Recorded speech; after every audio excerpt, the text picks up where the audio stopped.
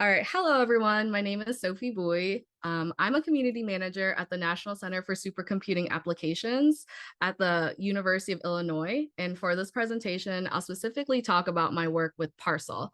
I'll start with a brief overview of the Parcel community, discuss our community playbook purpose, development format and structure, and discuss the benefits of CSCCE's Creating Community Playbooks course. So, oops. So a little bit about us. Parcel is an open source software package that enables users to create parallel programs of Python functions to construct workflows and run them scalably, independently, and efficiently on laptops to supercomputers. Our community aims to accelerate interdisciplinary research efforts across academia and industry and foster a supportive space to improve and maintain Parcel sustainably. With our 1.0 production release in 2020, we have grown to over 100 global contributors and 450 members on Slack. So diving into our playbook. So our playbook was designed with the broader community in mind. It's intended to serve as a dedicated space filled with information to help new users, community members, and collaborators understand our project better and how to connect with each other. The playbook helps us address a couple key challenges. So scaling as we grow by codifying the processes and creating templates so users have the resources they need to thrive in our community, increasing transparency by making it easier for new members to understand how they can get involved, contribute, and make connections, access meeting notes. And norm setting. So outlining the expectations and roles for being part of our community and how to make contributions. And our end goal is that we hope the playbook helps minimize these barriers and confusion within our community that may prevent people from participating and engaging with us. So on to my experience with developing Parcel's playbook. It is a mix of existing and new resources that draw from our technical documentation, primary project repository and GitHub, and our website. So we do our best to capture everything we do in our community, but acknowledge that it's still a work in progress, leaving ample space for growth. We envision it as a central information hub that directs people to the resources they need. So imagine a digital signpost where we want people to be able to access and view it and get the information they need to move forward on their Parcel journey. So I went the different route compared to my colleagues. I decided to format and put our playbook in GitHub. And the reason being is there's obviously a number of reasons. But these are the main factors that went into our decision. So familiarity, our users are already using GitHub. Therefore, hosting our playbook on this platform makes the most sense. Version control and security. We're able to track contributions and changes made to the playbook components, and the pull request feature serves as a stopgap security measure if someone is adding something that may not necessarily be the best fit for our playbook. Navigation. Using the appropriate content elements, GitHub has built-in headings filters that make it easy to navigate the playbook. Discussions. They have a built-in feature that allows community members to make suggestions to our playbook in the discussions thread and partake in relevant community discussions. Stability. Even if someone who helps manage the playbook leaves, the repository remains intact regardless of organizational changes.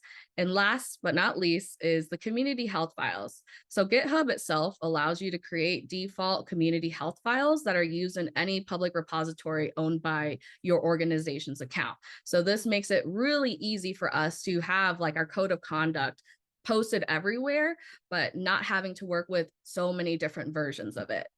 And so GitHub, I realize it's not all encompassing. So we leverage several different tools and platforms to create and house specific documents and files.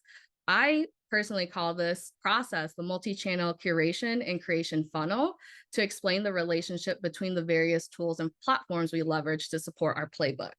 So just to explain how this works this is an example of how the funnel takes place. Regarding our recorded calls from our open community calls. So like the talk is recorded on Zoom, then edited in your video software, a thumbnail is created in Canva, we upload the video and thumbnail to YouTube, and then it makes its way onto our community playbook on GitHub. So that's pretty much how we create content for it. And then I figured it's probably best to show you it in action. So I'll go ahead and move to my playbook. So this is actually already public. So this is how it looks like being housed on GitHub. So how we work this is I treat the README, which is always the first thing you see when you land on a GitHub repository. I treat it as a landing page that describes what our playbook is used for, how often it is updated by the core team, and essentially instructions on how to navigate this playbook. I know that there's a lot of information being thrown at people in this area, so that's why I try my best to utilize tables as well as like brief overviews of what they expect when they access one of these resources. So it's just really easy to let people know what they're getting themselves into. And as I mentioned before in the formatting slide, this is the really cool built-in navigation feature that GitHub has, making it really easy for you to navigate this space. And as you see, it's an explanation of the resources we have. If we have any resource folders, what those folders contain, like an explanation of pretty much anything that lives in here.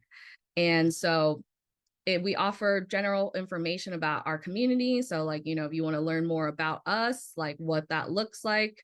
I really love the breadcrumb feature. It's really easy to get back to the landing page that you want to. And a big discussion topic I just want to point out for my course peers was incorporating more visuals to complement our playbook.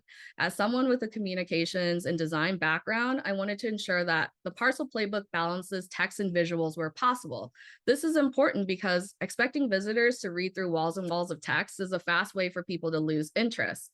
So a good example of some creative problem solving for this was the recorded talks doc that you saw in the channel curation creation funnel was doing it this way. So I took my graphic design to a little bit more stuff and I added a little play button here. And although you can't play the video on GitHub, it will link you to the YouTube video. So it's right there, easy to go, so that people know that, hey, if I press play, like it's going to take me to the video that I need. I also have an overview of the notes and links from each of these talks so that people get the full experience, especially if they missed out on one of these presentations. And yeah, I will go back. I know that we're running into time, so I will go back to the presentation. And this is my last slide. So I just wanted to briefly talk about like the benefits that I gained from taking the Creative Community Playbooks course. And it really helped me understand the value and importance of a community playbook and essentially how to convey that need to our core team. Because before, it's like I knew I wanted all of these things, but I didn't really have a great way to, I guess, label or articulate it. But taking the course, it really helped me like ground myself. And in doing so, it was covering the fundamental concepts that laid the foundation for the creation of the playbook, as Ali mentioned, the why, the who, the what, the how, the where, and the when. Each week we learned about each section and its purpose and the components that supported them. And the course also allowed a dedicated time to work on the development based on our working styles. So you can do it by yourself, you can collaborate, or you can meet with an instructor for a more guided experience. And then they also made space to bounce ideas and share knowledge with peers with presentations, small group breakout sessions, and such. So that completes my presentation. If you have any questions, I believe this is the time to ask. So.